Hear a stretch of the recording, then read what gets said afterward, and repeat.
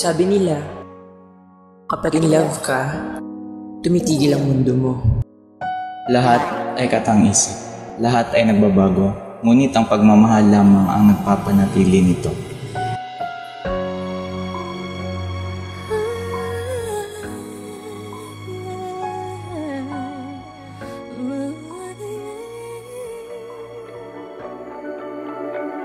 Araw-gabi,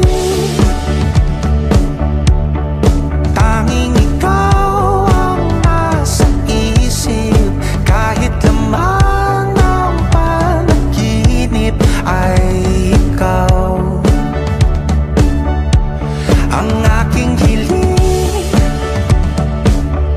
Tumanda ng ikaw lang ang kapiling. Habang buhay ay pipiliin ko ikaw. Nagawa ng iyong tingin at ngiti.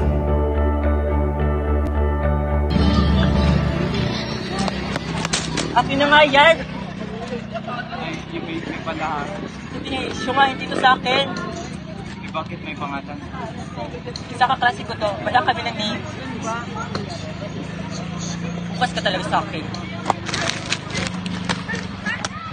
Visit na lalaking yun, nakakairita. Bukas talaga sa akin, nakakatikim yun. Hep hep, wait lang, sundan ko nga.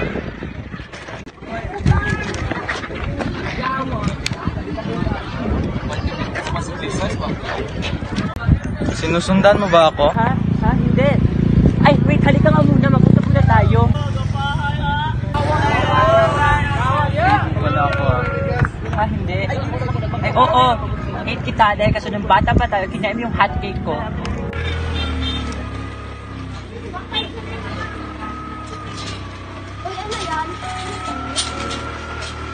Hoy, yung pagkain ko! Ay, kala ko libre mo yun. Tutong kasi ako. Libre mo mukha mo. Ay, may iba pala tayo. Bakit kayo lumipat ng Tarlac? Bakit ka natahimik? Ano kasi, lumipat kasi kami kasi ang toxic na sa lugar natin. Hey, joke, hindi. You know my father well, di ba? He is a very, stubborn person. And my mom and I didn't want that. So kaya in order for us to survive, lumipat kami ng ibang lugar. Kasi hindi na namin matiis yung pang-aapi niya sa amin. Hindi na namin kaya na makita na sinasaktan niya yung nanay namin. Kaya in order for us, lumipat kami ng ibang lugar para sa ikakabubuti na. Okay lang yan. Ano ka ba? Ayos lang ako. Wag mo na akong comfort. Ano ginagawa mo? Ay, pinupunit ko lang. Para naman mailsan ang galit mo at baka magustuhan mo na rin ako. Ha? Ay, joke lang.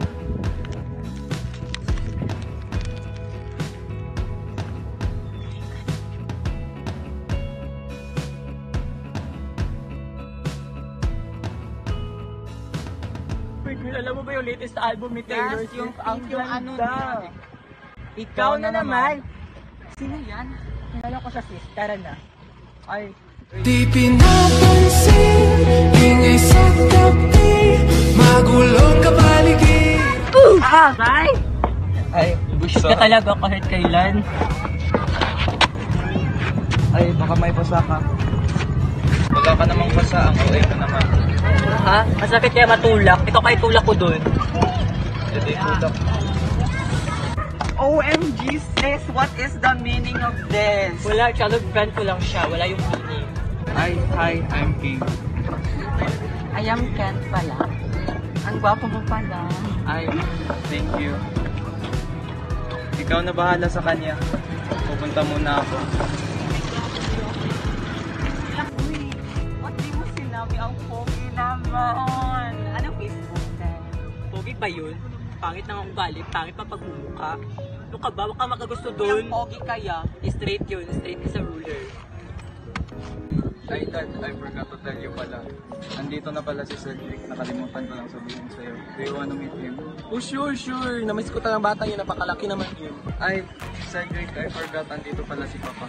Oh, Tito Joyce, how are you? I miss you so much. Cedric, ikaw pala yan. Ang laki, no? Ang gwapo pala ng anak mo. Hindi, sa akin nagmana. Stop it. Cedric, Iho, kumusta na pala yung coffee shop business niyo?